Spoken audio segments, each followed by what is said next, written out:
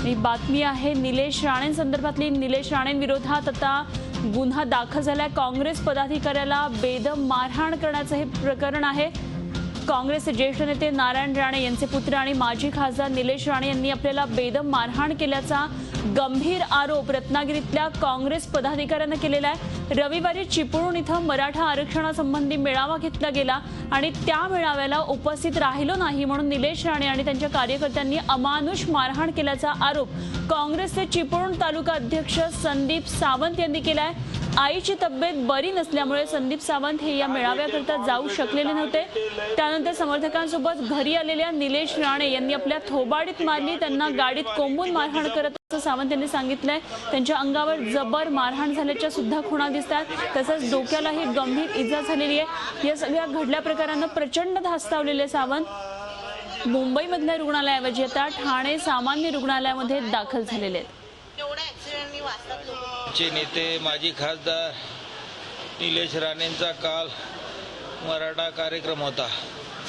माझी आई आजारी हो, माझी वहिनी पण आजारी, मी गावाला होतो, त्यांना फोन केला। रात्री राग आला, मी दिसलो नाही, लोक पाठवली, जनता इथं येईल, त्यांना राग आला, लोकांनी विचारलं, येऊन घरातनं मला उचलून नेऊन मारलंय हो, मार गाडीतनं मारलं। गेल्यानंतर त्यांना जबरदस्ती कोंबून मारून झोडून त्यांना आतमध्ये गाडीत टाकलं, कोंबलं आणि ते गाडीने घेऊन गेले। आम्ही किती वेळ फोन करतोय पण फोन उचलायला ते अजिबात कबूल नाही। रात्रभर आम्ही शोध घेतला पण त्याचा कुठेच पत्ता लागला नाही।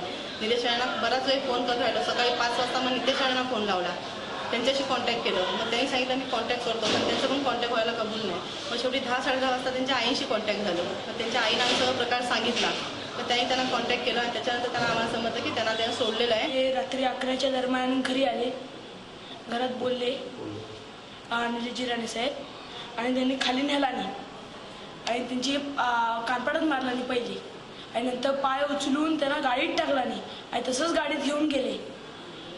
असंच गाडीत घेऊन गेल्यावर ते असं मारत होते त्यांना, तर आम्ही शोधत होतो त्यांना, तरी शोधले नाही। तर मारहाण झालेले हे संदीप सावंत सध्या ठाण्यामधल्या एका हॉस्पिटलमध्ये उपचार घेतात आणि आमचे ठाण्याचे प्रतिनिधी कपिल राऊत सध्या या संदर्भात आणखी माहिती देण्यासाठी आपल्या बरोबर आहेत। कपिल, सध्या संदीप सावंत हे ठाण्यातल्या एका हॉस्पिटलमध्ये आहेत, मात्र निलेश राणेंविरोधात काय गुन्हा दाखल झाला अशी एक माहिती कळते, काय नेमके या संदर्भातले अपडेट्स आहेत? अनुपमा, खरंच मोठी ब्रेकिंग न्यूज आहे खरं म्हणजे, कारण की निलेश राणे यांच्या विरुद्ध ठाणे नगर पोलीस स्टेशनमध्ये गुन्हा दाखल झालेला आहे। त्यांच्या समर्थकांविरुद्ध गुन्हा दाखल झालेला आहे। किडनॅपिंग आणि जबरान मारहाण करणं असा हा गुन्हा आहे। एकंदरीतच हा गुन्हा ठाणे नगरला जरी दाखल झाला असेल तरी 0 नंबरने तो चिपळूण ज्या ठिकाणी हा प्रकार घडला तिथे पाठवण्यात येणार आहे। पण महत्त्वाचा मुद्दा म्हणजे गुन्हा दाखल झालेला आहे। काल रात्री ठाण्याच्या सिव्हिल इस्पितळामध्ये संदीप सावंत जे चिपळूणचे तालुका अध्यक्ष काँग्रेसचे आणि गेले अनेक वर्षापासून काँग्रेसमध्ये कार्यकर्त्यांचं काम करत आहेत, त्यांना घरामध्ये घुसून त्यांना घरातून घेऊन जाऊन गाडीमध्ये जबरान मारहाण केली।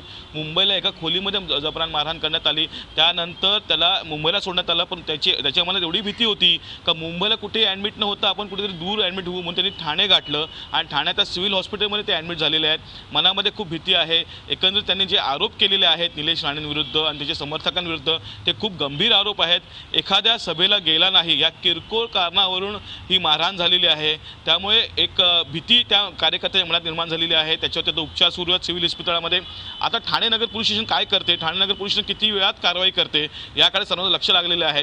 त्याचबरोबर चिपळूणचे पोलीस आहेत, जे स्थानिक पोलीस आहेत, ते कसा काय आपला पुढचं पाऊल उचलतात ह्याकडे सर्वांचं लक्ष लागलेलं आहे। सध्या तरी त्यांच्यावर उपचार सुरू आहेत। त्यांची बायको, त्यांचा मुलगा त्यांच्या जवळ आहे। बायको मुलांनी निलेश राणेंवरती आरोप केलेला आहे। तर सर्वात महत्त्वाचं म्हणजे बायको, त्यांच्या मिसेस ज्या आहेत, त्यांनी जेव्हा निलेश राणे यांच्या ज्या आई आहेत त्यांना जेव्हा फोन केला तेव्हा माहिती पडले का त्यांचे पती कुठे आहेत, नाहीतर मग खूप मोठं घटना घडली असती असं त्यांचा थेट आरोप आहे। त्यामुळे गंभीर आरोप निलेश राणेंवरती केला आहे असं आपण बोलू शकतो।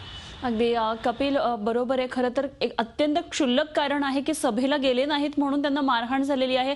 अर्थात याच बाबतीमध्ये आपण काँग्रेसचे प्रदेशाध्यक्ष अशोक चव्हाणांना सुद्धा संपर्क केला होता, मात्र मी माहिती घेऊन यावर बोलेल असं त्यांनी सांगितलेलं आहे आणि निलेश राणे यांच्याही प्रतिक्रियेची आपण वाट पाहतोय। कपिल, धन्यवाद तुर्तास दिलेल्या सगळ्या सविस्तर माहितीविषयी।